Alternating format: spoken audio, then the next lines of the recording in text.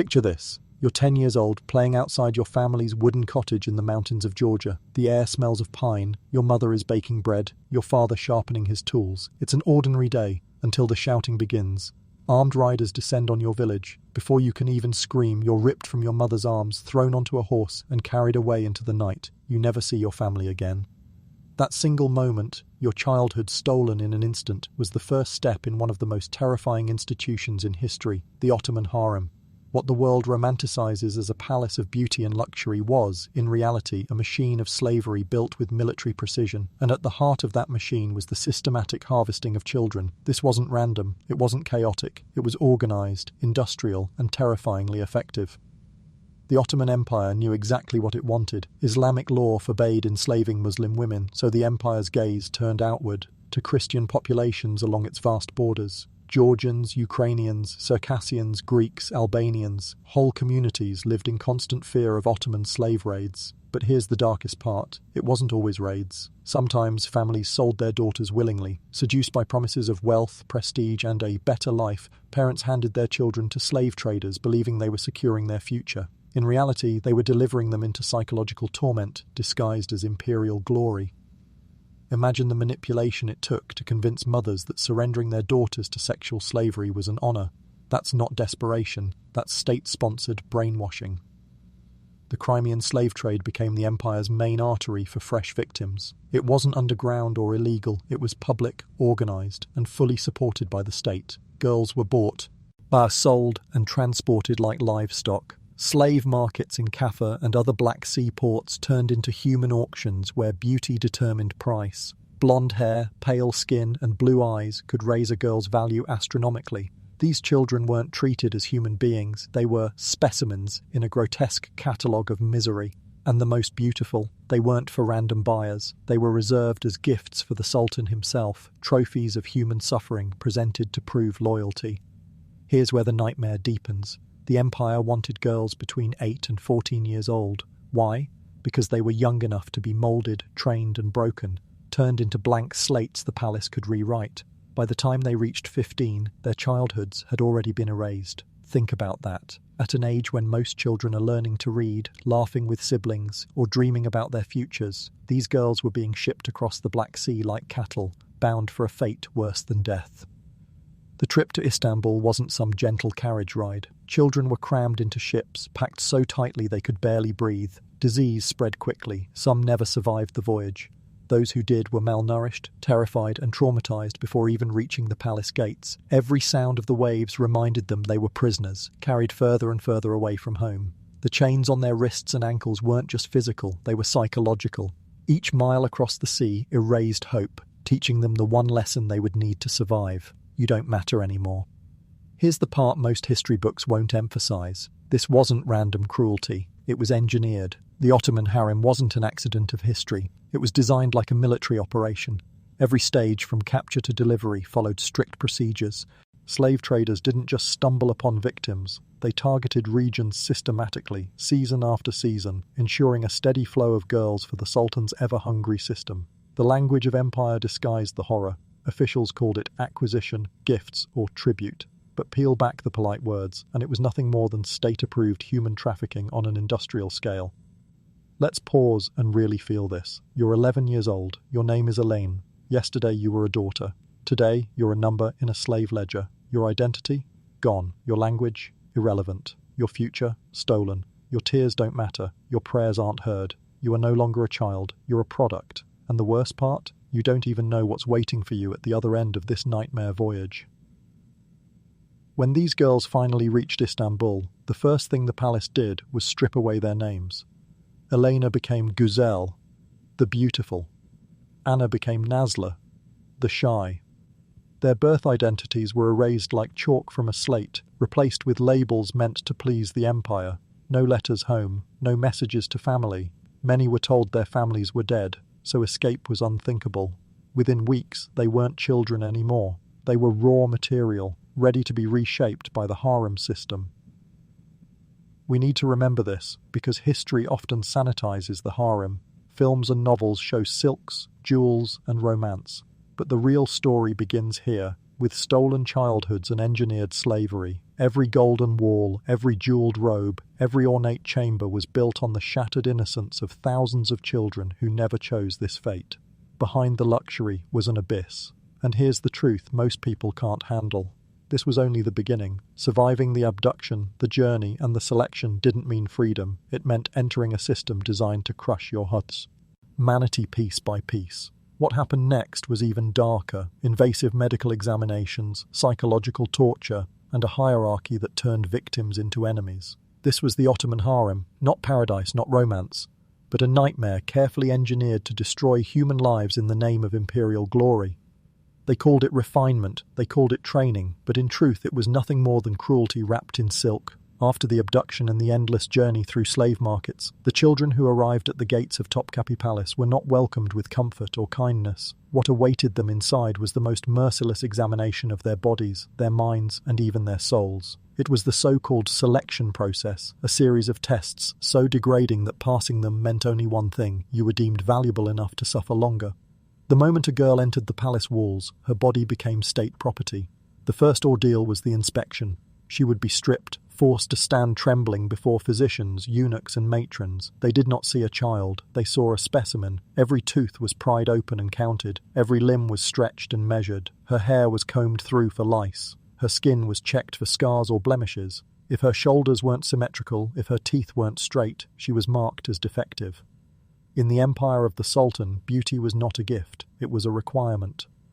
But the most humiliating of all came when doctors performed what they called the virginity test. With cold precision, they examined the most intimate parts of a child's body to prove she was untouched. There was no privacy, no compassion, no understanding. Girls wept silently, knowing that crying out or resisting could end their chances of survival. For many, this was their introduction to the palace, violation disguised as science. And as if this degradation was not enough, there was another ritual, one even darker, born of superstition and fear of disease. After the medical inspection, the girls were deliberately infested with lice. These crawling parasites, despised in every corner of the world, became the Sultan's tool of selection. Palace physicians believed that lice could not survive on the bodies of the sick. If the insects lived, the girl was declared healthy. If they died, she was considered diseased and unfit. Imagine being 12 years old, scratching until your skin bled, while adults watched in silence, judging your worth by whether vermin thrived on your flesh.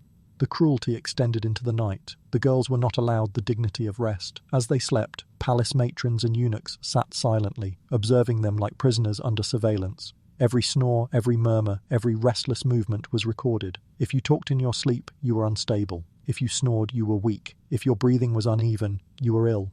Even in your most vulnerable state, unconscious and dreaming, you could not escape the eyes of your captors. Sleep itself became a test, one that could condemn you to rejection. For the few who survived these trials, the next stage was the slow erasure of everything they had been before. The first thing taken was the name. Whatever you had been called by your parents, whatever identity tied you to your family, it was stripped away. You were given a new Turkish name, often meaningless, chosen not to honour you, but to categorize you. Some were called the fair-skinned, others the quiet one. Your individuality was erased, replaced by a label that reduced you to a trait. Religion was the next sacrifice. Regardless of whether you had been raised Christian, Jewish, or pagan, you were forced to adopt Islam. You recited prayers in a language you barely understood. Repeating syllables like a puppet while overseers tested your memory and obedience. Conversion was not about faith, it was about domination. It was about proving that even your soul could be rewritten to suit the empire. And then came the education. At first glance, it looked refined, even cultured. The girls were taught Turkish, Arabic and Persian. They learned poetry, calligraphy, music and dance. They memorized verses of the Quran. But beneath the surface, none of it was for their benefit. These were not lessons in enlightenment, they were rehearsals for servitude. Every poem was meant to charm, every song to seduce, every dance to please the Sultan. Knowledge was not power here, knowledge was performance, designed to make a girl more useful as an ornament in a gilded cage. The most devastating lessons were the ones whispered in secret, passed from older concubines to the young. These were the teachings of survival, of how to please the Sultan in bed, how to anticipate his desires, how to hide your disgust and wear a smile even in moments of violation. Older women, broken long ago, became the tutors of the new, perpetuating a cycle of despair. One generation of victims instructing the next in the arts of submission, so the system never cracked.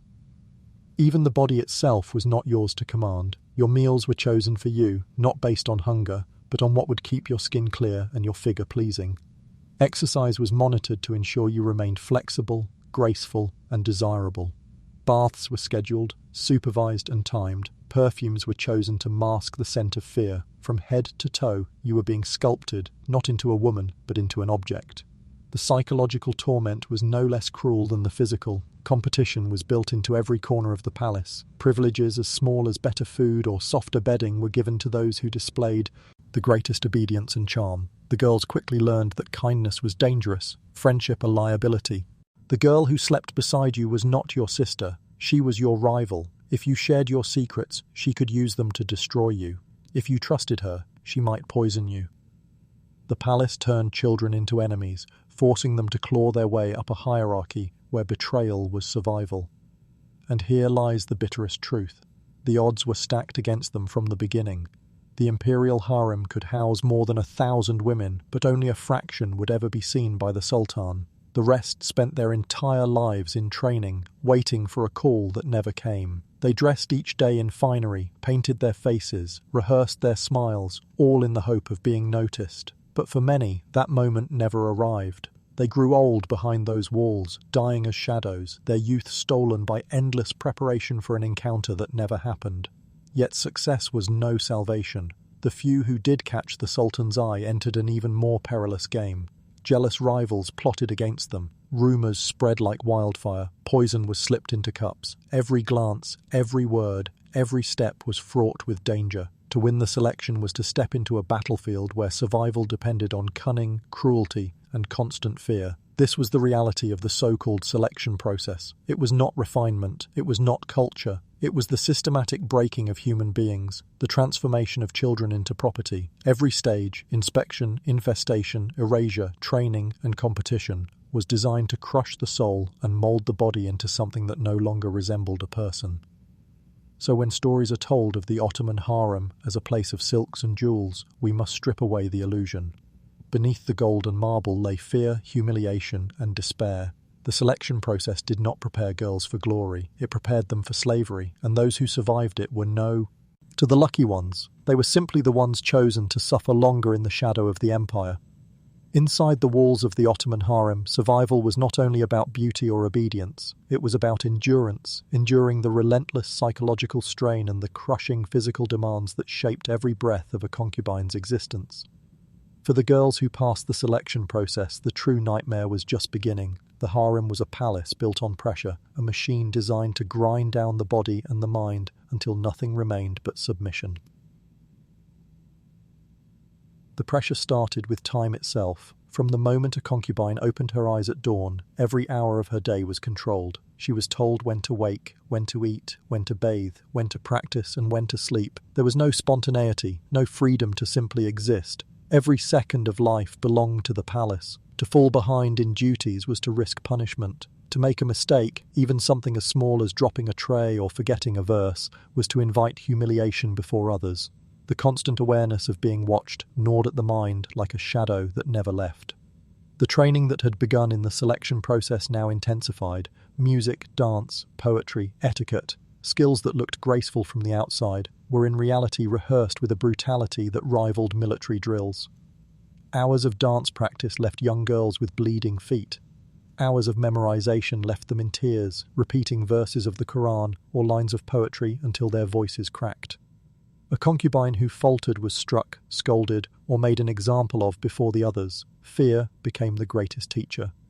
The body itself was treated as a tool, sculpted and punished to fit an impossible standard. Diets were strictly enforced. If you were too thin, you were force-fed rich foods until you vomited.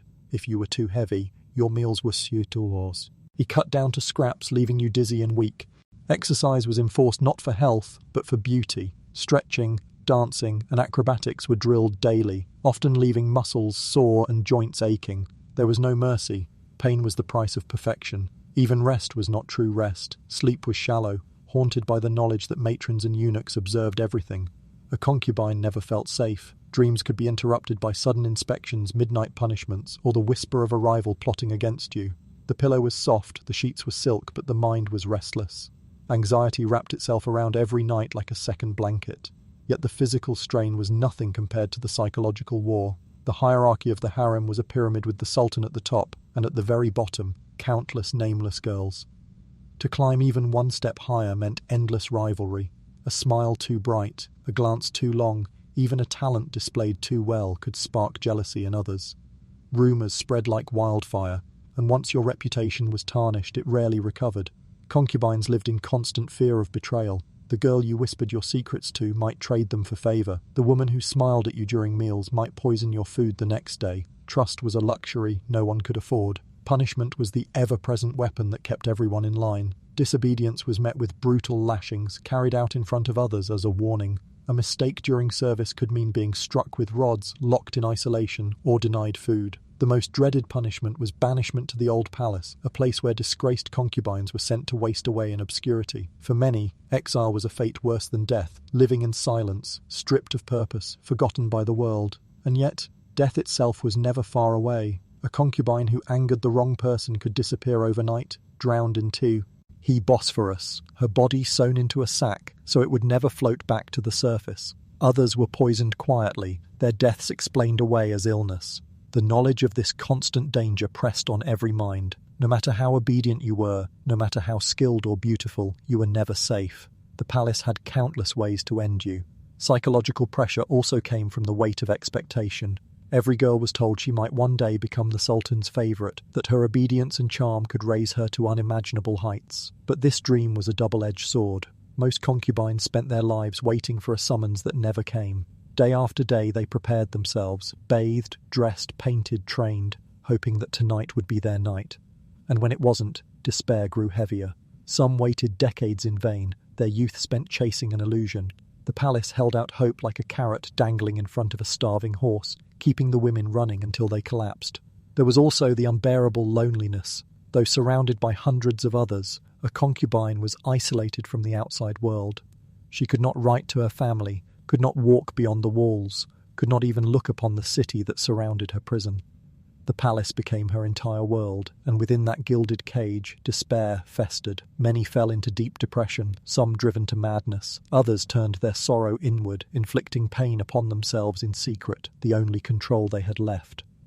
But perhaps the cruelest form of pressure was hope itself. A girl who was noticed by the Sultan might believe she had escaped her suffering. For a moment she was lifted above the others, showered with jewels, fine clothing and privileges. But this rise was rarely permanent. When the Sultan's attention shifted elsewhere, the fall was brutal. A former favourite could be discarded, punished, or exiled. The higher she climbed, the harder she fell. To taste power and lose it was a torment beyond words.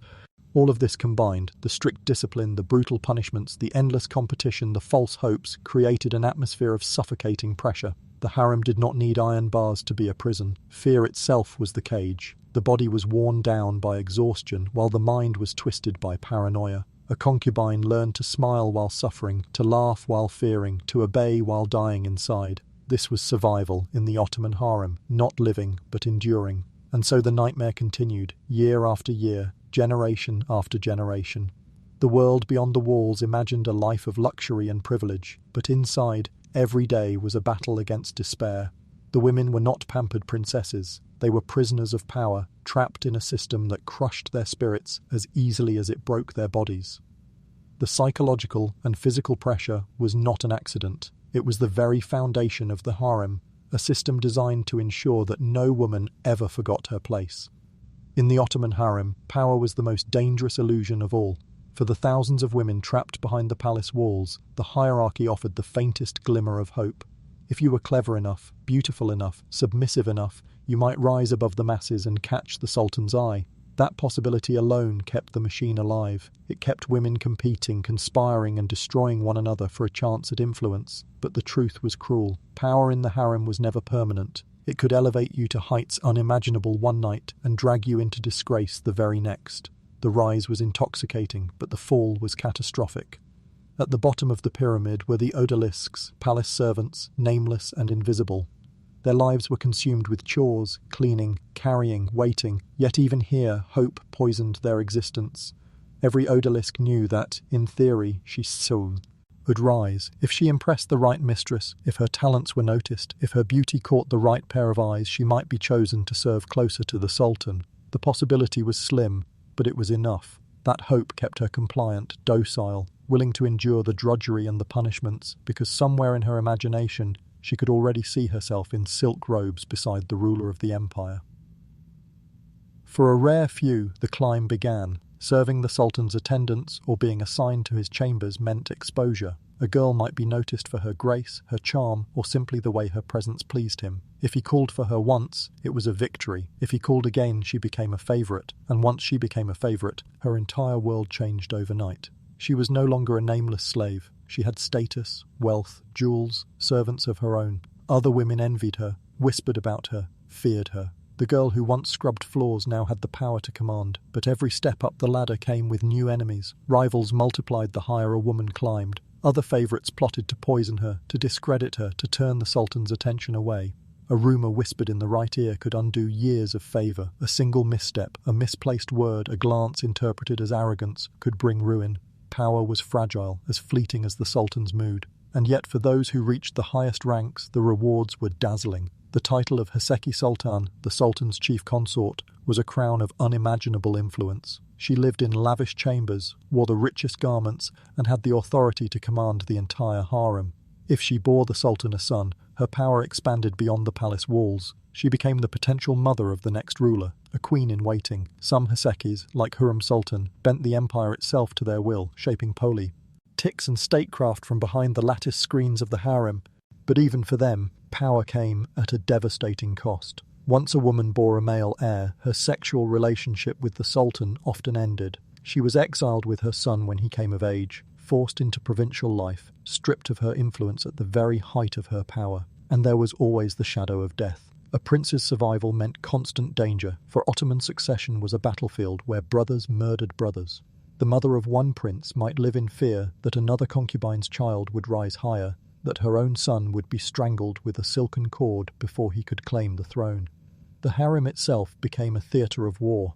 Women formed alliances, built networks of spies, and engaged in conspiracies that rivaled the intrigues of the empire's grand viziers. A poisoned cup of sherbet, a doctored herbal remedy, a strategically placed accusation, all became weapons in the endless struggle for survival.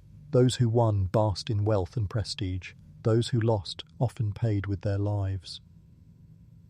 But perhaps the cruelest part of this system was the mathematics. Hundreds, sometimes over 1,000 women, lived in the harem at one time. Of those, only a handful would ever be noticed. Even fewer would rise to true influence. The rest, the vast majority, spent their lives waiting. They prepared every day, dressed in their finest clothes, painted their faces, rehearsed their skills, all for encounters that would never come. They aged in silence, forgotten in corridors of marble and gold, their youth withered in anticipation of a moment that never arrived. Imagine the torment of this waiting. A girl stolen at 15 might still be waiting at 30, her beauty faded, her chances gone. She had lived half her life in preparation for something that was never meant to be. Hope became a curse, stretched out across decades. Some of these women died virgins in silken beds, surrounded by luxury, but untouched by love or recognition. Others were sent away to the old palace, discarded like broken toys, their entire lives reduced to a memory the empire preferred to forget. And yet, the dream of rising never disappeared. Every new girl brought into the harem carried it with her, the fantasy that she might be the exception. The system fed on this illusion, sustaining itself through generations of false promises. The rise was real for a few, but the fall was inevitable for all, because in the harem, even the most powerful woman was still a prisoner. Her wealth, her influence, her jewels, even her children, none of it belonged to her. It all belonged to the Sultan, and his favour could vanish as quickly as it was given. The rise and fall of power was not just the story of individuals, it was the story of an empire's control. The harem was a mirror of the Ottoman state itself, grand, terrifying, filled with beauty and cruelty. It promised glory, but beneath the surface lay nothing but fear. For every concubine who rose, dozens more fell into obscurity. For every woman who tasted power, hundreds more died without ever being seen. And that is the true nightmare of the Ottoman harem. It dangled power before its captives like a glittering prize, forcing them to fight, betray, and destroy one another for a chance at survival. But no matter how high they climbed, no matter how bright their moment of glory, the fall was always waiting. In the end, the harem devoured them all. The greatest cruelty of the Ottoman harem was not the lash of the whip, the sting of poison, or even the looming threat of execution. It was something quieter, more insidious, more permanent.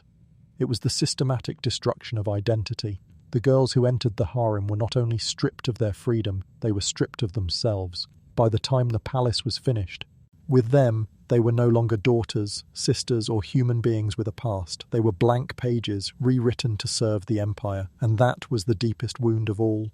It began the moment they arrived. The name given to them by their mothers, the sound that had carried them through childhood, was taken away. In its place came a new name, chosen not for meaning or family history, but for obedience. Some were given names that described their appearance: the pale one, the dark one, the small one. Others were renamed with Turkish or Arabic titles meant to erase any trace of their origins. Imagine being 15 and hearing your birth name forbidden, punished if you dared to whisper it, as though your very existence before the palace had been erased. Faith was the next casualty. Most of the girls were Christian, taken from the Caucasus, the Balkans, or the Black Sea coast. Within days, they were forced to recite Islamic creeds they did not understand in languages they could not speak. Conversion was not about belief, it was about submission. The girls were told their families were dead, their God was powerless, their old lives a dream that never happened. Letters were forbidden, memories were mocked. Within weeks, the past was not only distant, it was declared non-existent. To resist was to suffer, to forget was survival. The education they received deepened this destruction. On the surface, it looked like refinement, languages, music, poetry, dance. But the purpose was not culture, it was conditioning. Every lesson was designed to remind them that their worth was not in who they were, but in how well they could entertain, serve, and please. They learned to move, to speak, to laugh on command, all of it rehearsed until their natural selves dissolved. Even their gestures and smiles were trained, leaving nothing spontaneous, nothing genuine. They became actors in roles they could never abandon.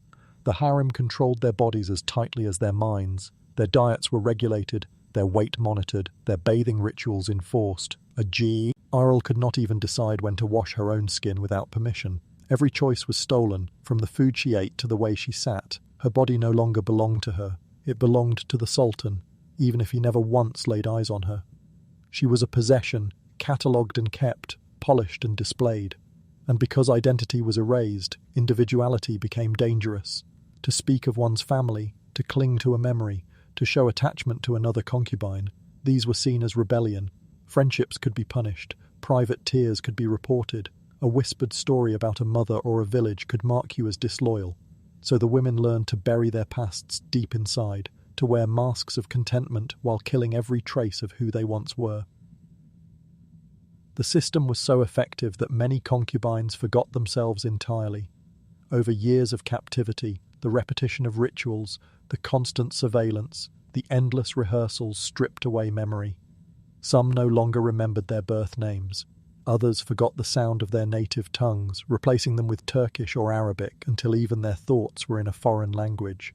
Identity did not just disappear, it was overwritten, replaced with an artificial self created by the palace. This destruction of autonomy extended even into motherhood. If a concubine bore the Sultan's child, that child did not belong to her. The boy was a prince of the empire, raised by tutors and guards, his mother pushed aside into a ceremonial role. The bond between parent and child, one of the deepest human connections, was severed by law and tradition. Even motherhood, the one space where a woman might find identity, was stolen. For those who never bore children, the theft was even more complete. Their lives stretched out in endless sameness, year after year in golden cages. They aged, not as mothers, not as wives, not as daughters, but as nothing at all. When they died, many were buried without their true names, their graves marked only with titles like odalisk or concubine. Their entire existence reduced to roles they never chose. The psychological toll of this loss cannot be overstated. Human beings survive by meaning, by knowing who they are, where they come from, what their lives are for. In the harem, all of that was shattered. The girls were told they were nothing before the palace, and without the Sultan's notice, they would remain nothing. It created a dependency so deep that even abuse felt like validation. A lash, a punishment, Even a harsh word from a master could be twisted into meaning, proof that they were seen, that they still existed. Some resisted quietly, clinging to fragments of their identity in secret. A lullaby whispered in a forgotten tongue, a cross carved into the wood of a bed, a memory replayed at night when no one was watching. But these rebellions were fragile, easily destroyed. Many women abandoned them altogether, too afraid of discovery, too tired of hope. They became what the palace demanded, faceless, voiceless, erased. And so, the greatest tragedy of the Ottoman Harem was not only the bodies lost to drowning or the blood spilled by poison, it was the thousands of names forgotten, the cultures erased, the families broken forever. It was the slow, methodical destruction of identity carried out with the cold precision of an empire. These women did not just die in silence, they lived in silence, transformed into shadows of who they once were. Luxury masked the prison, jewels disguised the chains, and history often romanticizes the beauty of the harem. But beneath the silks and perfumes lay countless ghosts, women who once had names, languages, families, and dreams, all erased by a system that demanded they become nothing but instruments of power. To lose one's life is tragedy enough. To lose one's very self, to be alive but no longer exist, is a nightmare beyond comprehension. That was the true fate of the concubines, not just prisoners of the Sultan, but prisoners of erasure.